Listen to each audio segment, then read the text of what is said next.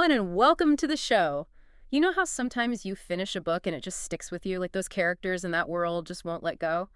Well, that's exactly what happened to me with Afterworld, Road to Redemption. Ooh, Olivia Boothe, right. That's the one. It's post-apocalyptic fantasy, but with this, really intense romantic element that just grabs you. So we're talking end-of-the-world demons in a love story. Pretty much. Did it? But it goes so much deeper than that. We're talking about survival and faith and just what people will do for the ones they love when everything's gone to hell.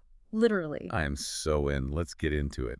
All right, so full disclosure, you can find the link to the book on Amazon down in the description if you want to follow along or check it out later. But don't worry, we're not going to spoil any major plot points, no spoilers here. We're just going to dive into the themes and ideas that make this book so unforgettable.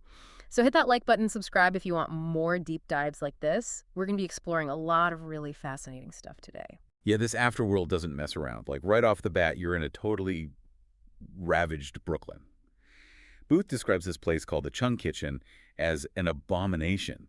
And it's not just a clever word choice. You really feel like the familiar has become twisted and monstrous. Right, and it sets the tone for the whole book. This apocalypse, it's not a clean slate. It's like a corruption of everything we know. Even the setting sun is scary because you know something way worse is coming out at night. Absolutely. And then we meet Kate in the middle of all this chaos. She's tough, resourceful, you can tell that right away. But what really struck me is her relationship with Hank. He's her service dog, but he's trained to detect human threats, not just the usual stuff. Yeah, Hank is like her lifeline in a lot of ways. And there's this early scene where she hears a woman screaming for help, but she's low on bullets. She has to make this impossible choice. Does she risk her own safety and Hank's to help this woman, or does she prioritize their own survival? Talk about a no-win situation. And it shows you right away the kind of impossible choices people are facing in this world. Compassion could literally get you killed. And then it's not just the devoured they have to worry about, right? There are these other creatures like Dishad and even night crawlers. Yeah, and then there's that whole hierarchy of demons, too. The Minotaur, and then even a Horseman of the Apocalypse shows up. Like, holy crap. Seriously, that Horseman scene was terrifying. You can feel Kate's fear, like this is a whole different level of threat. And then there's this casual mention of blood sacrifices and demon summoning. Oh, yeah. Like humans maybe had a hand in this whole mess. Makes you wonder about the things people did before the world went to hell. That's a chilling thought. Like maybe we brought this apocalypse on ourselves. Okay, but then, just when things seem totally hopeless, we get this angelic intervention. Out of nowhere, bam, an angel. I know, but it's not this glorious, triumphant entrance you might expect. This angel is immediately attacked while trying to save this little girl. Yeah, and he calls her daughter of Eve. Like, what does that even mean? Right. So much symbolism there. And then as he's dying, he tells Kate to take arms and leaves this bloody mark on her forehead. That's so powerful. Like he's passing something on to her, some kind of destiny or power. Definitely. And then, of course, we meet Jax. He's got this holy relic strapped to his thigh, which we later find out is the sword, and it's pulsing with power. And Jax, who we already know is fighting his own inner demon, reacts super strongly to Kate. Yeah, like he can sense her connection to the angelic somehow. Yeah. And his inner demon is freaking out. You know something intense is about to go down between these two. For sure. They're total opposites in a lot of ways, but there's this undeniable attraction. But Jax is also super cynical. Like, there's another scene where a woman is screaming for help, and he's just like, well, she's probably going to be tortured, raped, and impregnated by a demon. Oh my God, talk about dark. It's like all the hope that the angel brought is immediately crushed. Yeah, it's brutal. But then the angelic warrior manages to heal that same woman before he's killed. It's like, even in this horrible world, there's still good fighting back. And then when Kate finally draws that sword, it bursts into flames, and she suddenly knows how to fight. Whoa, she's like a badass warrior princess. Right, like the angel's touch did something to her. It awakened this power inside her. And then they're constantly on the run. Jax knows all these getaway tricks, which is helpful, but even something like a bridge is now a death trap. It's like the whole world is out to get them. And that tunnel scene with the horde of damned. Yeah. So intense. I know. They have to ram a car through a fence to escape. It shows you just how desperate things have gotten. And then there's this little detail I loved where they're scavenging for supplies and Kate grabs a mirror. Oh, yeah. And they find holy water and red oil in a church. Just these little things that remind you they're trying to survive day to day. It makes the whole story feel so real, even with all the fantastical stuff. Totally.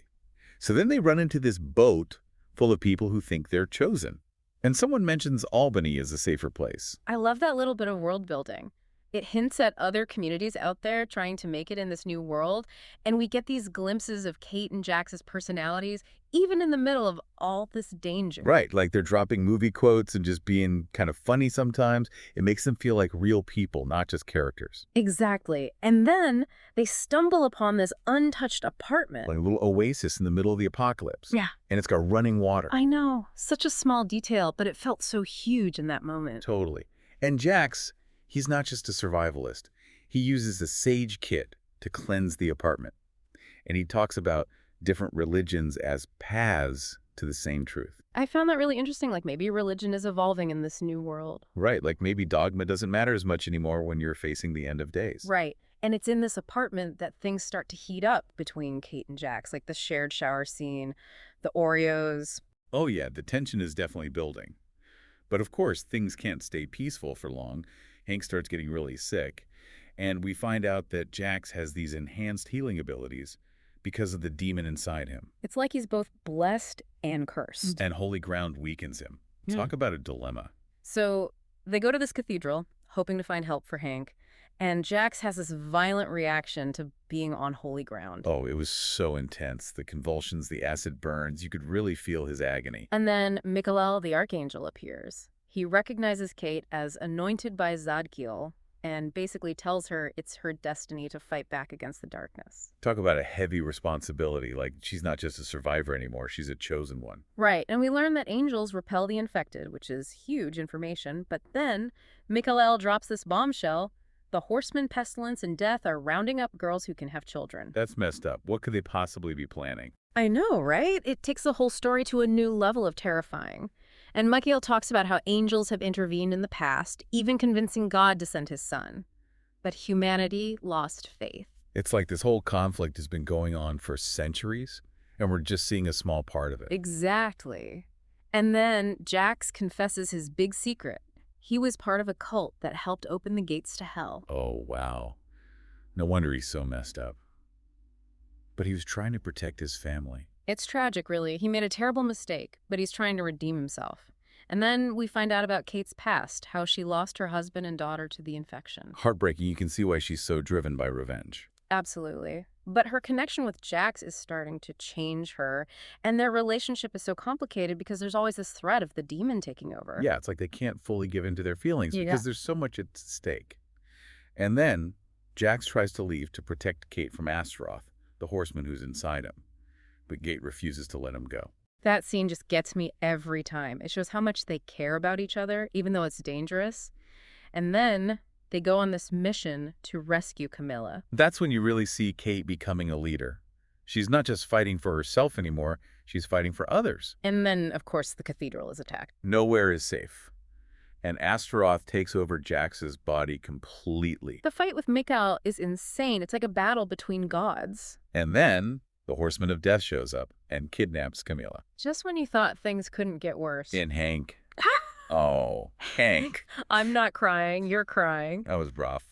But then Jax manages to regain control for a moment, just long enough to warn Kate and Mikhail. And then he sacrifices himself to protect Kate and their unborn child. I mean, talk about a hero. He literally gave his life to save them. And Mikhail calls him a good man. It's like even after all the terrible things he did, Jax found redemption in the end. Yeah, that really got to me. And even though they won that battle, the war is far from over. Samuel's still out there. And then we get this crazy reveal. Kate and Jax actually met before at the very beginning of the apocalypse. Whoa, fate. It's like they were destined to be together. Right. And there's this confrontation with Jax's mother, Edith, who is like a full-on follower of the devil. Jax finally rejects her and everything she stands for. It's like he's finally free from his past. And they manage to set up a sanctuary for the rescued girls and the guardians, so there's a glimmer of hope for the future. But Kate's pregnancy is, well, different. We don't know exactly what that means yet. Yeah, definitely leaves you with a lot of questions. Well, that's Afterworld, Road to Redemption in a nutshell. A total roller coaster of emotions. Thanks for joining us on this deep dive. I'm still processing everything. What a book. We want to hear your thoughts. What was your favorite moment? What resonated with you the most? Let us know in the comments below. And what questions do you still have? Yeah. What would you like to see explored further in this world? Share your thoughts. And if you know someone who would love this book, send them this deep dive. Let's get the conversation going. In a world where the lines between good and evil are so blurred, what does redemption really mean? And what lengths would you go to protect the ones you love? Think about that. And we'll catch you next time on The Deep Dive.